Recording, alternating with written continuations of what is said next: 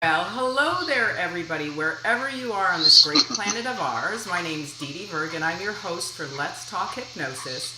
And today, my very special guest is Bob Burns. Welcome to the show, Bob.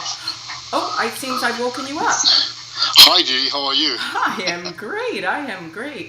Sorry to wake you for your interview, but it's not a problem. It's a different time here right now. It's 2:00 in the morning, my time. Oh, well, I am so sorry. See, look at the dedication Bob has for Hypnothoughts Live 2018, because he's here to talk about his course today. But I need to give you a quick introduction about Bob, because he's pretty damn fabulous. So, Bob Burns is a hypnotherapist with over 40 years experience. Apart from working as a full-time therapist, he's a much sought-after speaker and lecturer in the field, delivering workshops in hypnosis around the world from Europe to the Far East. He is perhaps the most well-known for creating the Swan Protocol, which is now used in more than 75 countries around the world.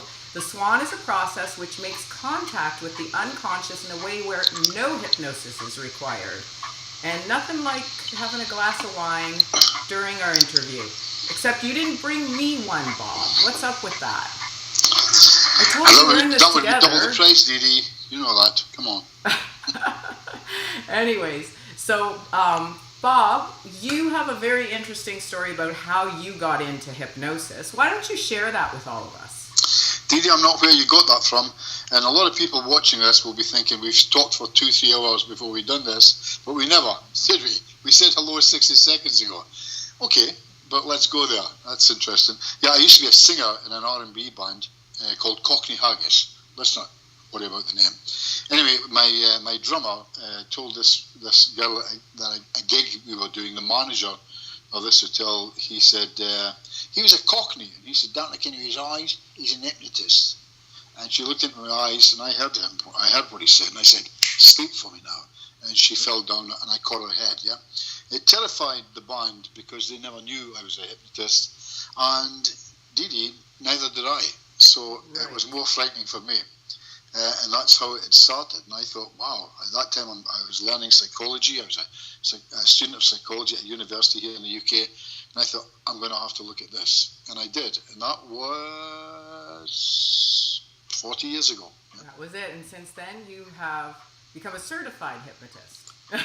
Well, I'm fully certified now. I've been certified in the UK for many years now. By the way, certified means a different thing in the UK, but thank you, I know what you mean. Okay. It's lovely.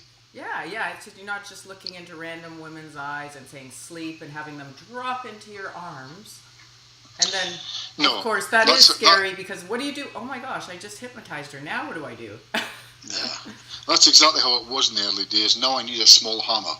And that's humour, Didi. That's Scottish humour. I hope you appreciate that. Yes.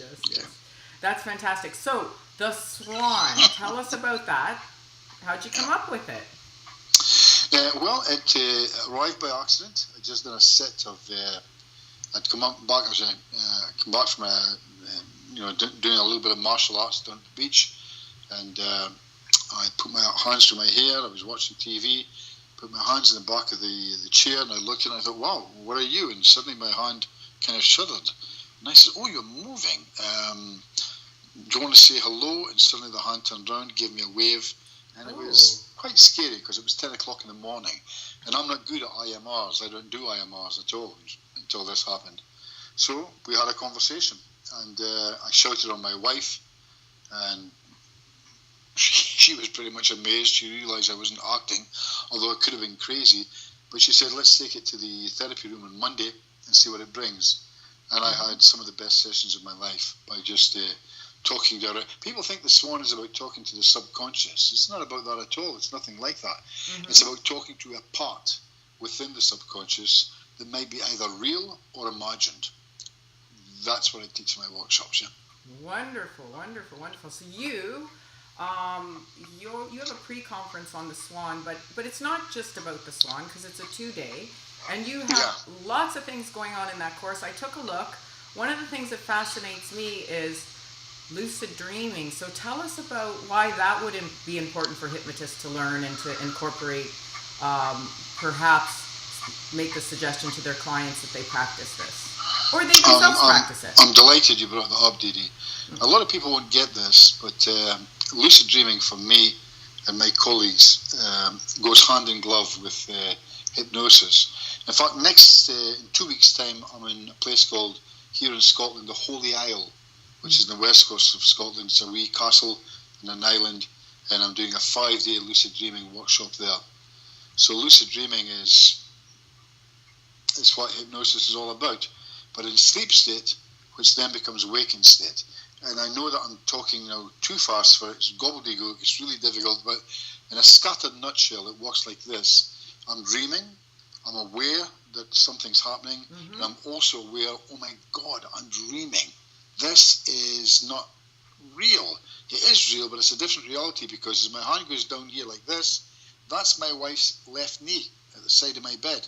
Right. And this hand goes down here, that is the side of my bed. Yeah, I'm talking to this person who looks a little bit like kind of Pocahontas. Let's see where we go with this. And the secret is to stay in the dream without going, and waking up. Yeah? Right. The secret is to know it's a dream. Secondly, to stay in the dream. But yeah, it can affect your life in many, many ways. I love it. Share something with us. Like, when you've taught people, maybe even a client, to do this, what are the results of them being in this waking dream? Well, I had a client today, Mark, came along with his partner, Debbie, this morning. And the result is this. He's been in pain for 15 years. He's now off medication. He self-swans. He gets involved in lucid dreaming. And his partner tried to commit suicide last week. Oh. So suddenly, having a pretty good job, doing this wonderful work, becomes really challenging for a few hours, at least every day, yeah? Right. And we'll see what happens with her. And I've got high expectations, but in a scattered nutshell, Didi, that's how it works. I show people how to not keep coming back to me forever, right, but how they can control stuff themselves and move on with this protocol, this gift, this training that they can carry forward, yeah? Right. So in a way, what you're doing is you're teaching them to talk to that part of themselves through the swan that may have information, and enlighten them in a way that makes their life much better. Pretty good. So my average sessions run between 3 and 4 sessions. It used to be 6. I've no problem with 6 sessions. I've no problem with 10 or 20 sessions. If you're working with somebody who's been in agony for years and you can fix them in 15, 20 hours, I'm not remotely interested in fixing somebody in one session. In fact, I think it's bad practice to only do one session with anyone ever. So yeah, I work with an average in 3-4 sessions, and I show my clients, my patients, how to work and do this protocol for themselves. Yeah? That's wonderful. So you're empowering people. So you're offering a variety of things in this year's workshop. I noticed past lives is on the roster for your course. So tell us a little bit about your experience. Have you got your own protocol for past lives that you've been working with all these years? My protocol is a stolen protocol from someone 20 years ago. And I don't mind saying that. Bill Duncan. I'm happy to credit people if it's not mine. And Bill is still a good friend of mine. He's a much older man now. But it simply works. So I thought past lives was rubbish. I'm not anti-woo-woo in any way, shape or form. But I thought past lives probably wasn't the case. So while I was working in Harley Street in London, and I had my own practice in the West End of Southampton, about 15 years ago I started doing past life just for the hell of it. Right. So people knew me as Robert H. Burns, BA Honours, blah, blah, blah. But on a Saturday morning, Didi, I was Bob the past life regressionist. I was covered in beads. I looked like something racing out of the 60s. And I did it for a bit of fun, and £20. £20 a hit to see what would happen. Yes. And my whole life changed very, very quickly. I now believe in past life regression. Oh my God, I've said it. I believe we've lived before. Well, you know, it's a question I've asked many a hypnotist, because there are things that occur during past life regression, such as xenoglossy, where people speak a completely foreign language unknown to them. So again, like I've asked many a hypnotist, is it real? Is it not real? And most, and probably I'm sure you'll agree with this, will say that past life regression, what does it matter? Because in the end, the client comes out healed and whole. So whether it was their unconscious mind making a story up to suit and solve the problem, or whether it was an actual occurrence, what does it really matter? But I'll tell you, like, I would do it for free, just for the entertainment value you get out of, like, getting to peek into a person having all these past lives, because let me tell you, it's got to be one of my most favorite things to do. It is just so fascinating. There are no words, and as you know, each person is so unique and different. So Bob, what else you got for us in your course this year? Well, we're going to be asking certain questions. One of the questions we're going to be asking is, you know, you get this everywhere, don't you? Scripts. Mm-hmm. Some great people out there selling scripts, and some great trainers out there saying scripts are rubbish. Right. So I'd like to think I know the difference. So I'm going to teach scripts. I'm going to teach a proper script. In fact, I'm going to teach a script, the only script you'll ever need for the rest of your life if you're doing therapy. Okay. So I use one script, but you'll never know it's a script, and that's because I'm so professional at it, unfortunately. Yeah, well. Sorry, it sounds a bit cocky, I know, but I'm really good at what I do. So nobody knows I'm using a script. But I only use a script to get to a certain place, then I use my skills when I get to that place, Right. And I use a script so that I know what I'm saying, and so that they can hear what I'm saying, and I know that it's done. For example, Didi, if you came to me 18 years after being in a consultation with me and saying, you never said that, I would be able to say to you, well, I did. Right. Because I always do. Consistent. Or if you said, you forgot to say this, I would say, well, no, I never. Because I always say that. Yeah. So in other words, forget the word script. I'm talking about being professional. Mm-hmm. And the best professionals in the world use a script. Or at least an intro script. Yeah, so we'll be working in that, It sounds like your induction is always consistent when you use a script. It's got to work. Okay, and you've tried, trued, and tested after 40 years, so I'm kind of like inclined to believe you on that. It's got to work. It's got to work. And okay, and what else are you offering at this year's Hypnothoughts?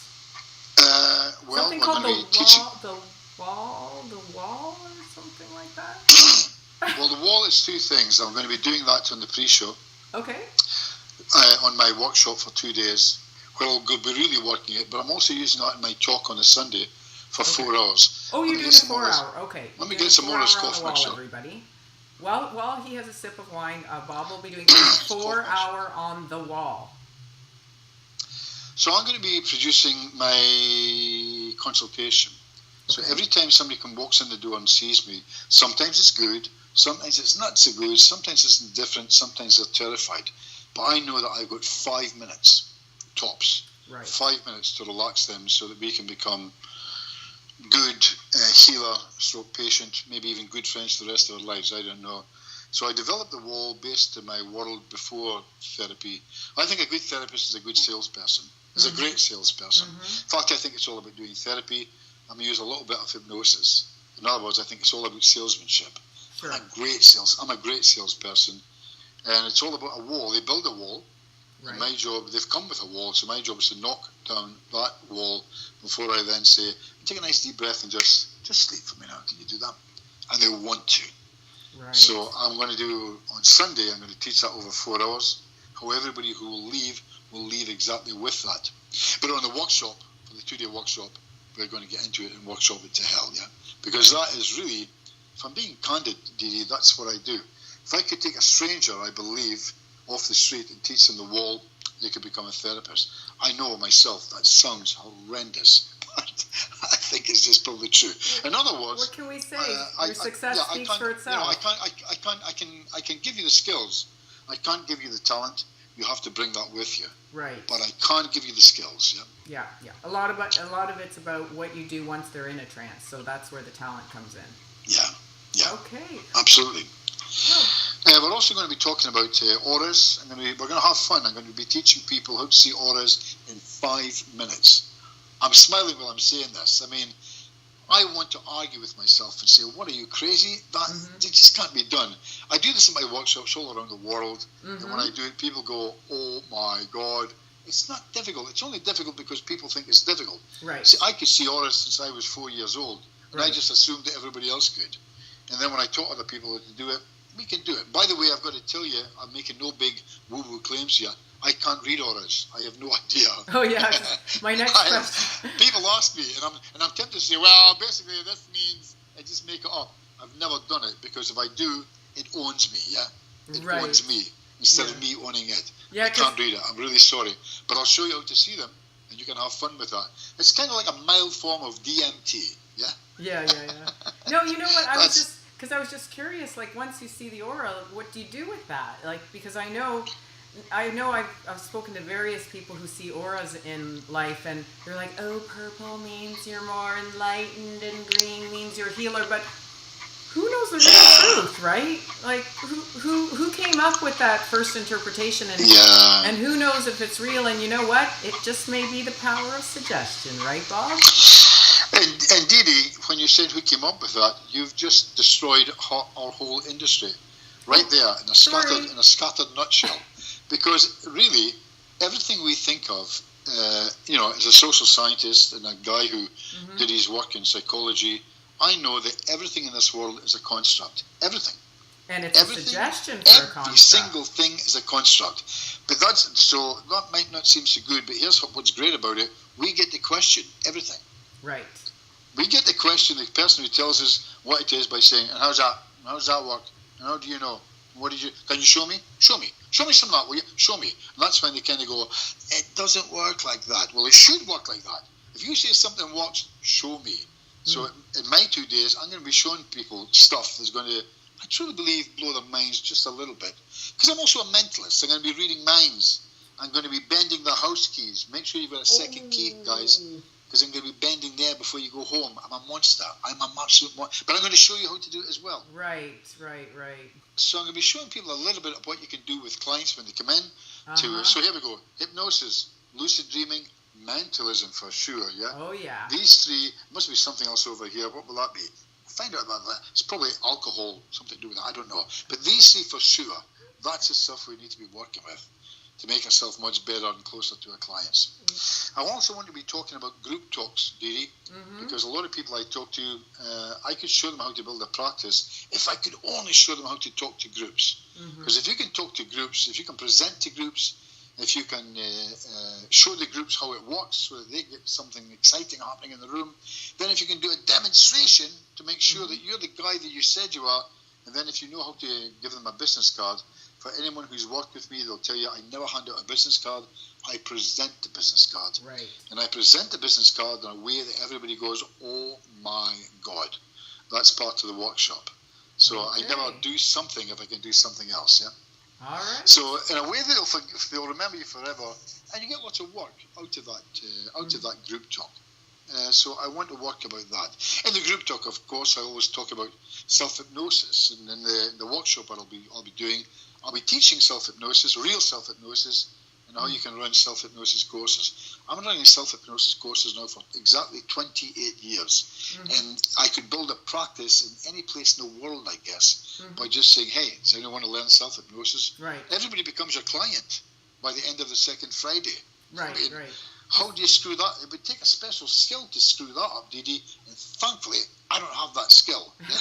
And you're going to teach other people how to not have that skill. Well, that's the deal. Remember, there's no point in me bringing my talent to America. Didi, without being cocky, I am really, really talented. But the last thing I want to do is come to Vegas and show people my talent. Because all that would happen is they'd leave saying, he's really talented. No. And that would be a disaster. I need to teach them my skills. Not just show, but reveal the skills and show them how they can do it. And at the end of that, I give them a certificate. They don't just get it, they don't pick it up. If they don't do it, they don't get the certificate, by the way. And I'm the guy that does it. They don't get the certificate by paying for the fee and attending 2 days. Yes. They have to show me what they can do. Talent. I am a monster. It goes back to talent. Well, fantastic. Well, everybody who's interested in taking Bob Burns' course, it's a pre-conference, correct, Bob?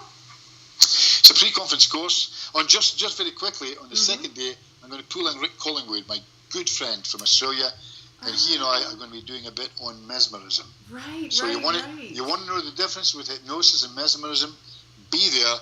We'll happily show you. I've worked with Rick a few times. What a great surprise. Yeah. What a great surprise. He's very renowned. Thank you so much. So everybody, this has been Didi Verg, your host for Let's Talk Hypnosis with Bob Burns. You want to sign up for his course, htlive.net. And Bob, we will see you in Vegas. It's going to be great, Didi. Okay. Bonjour, everybody. Slanjava. Cheers.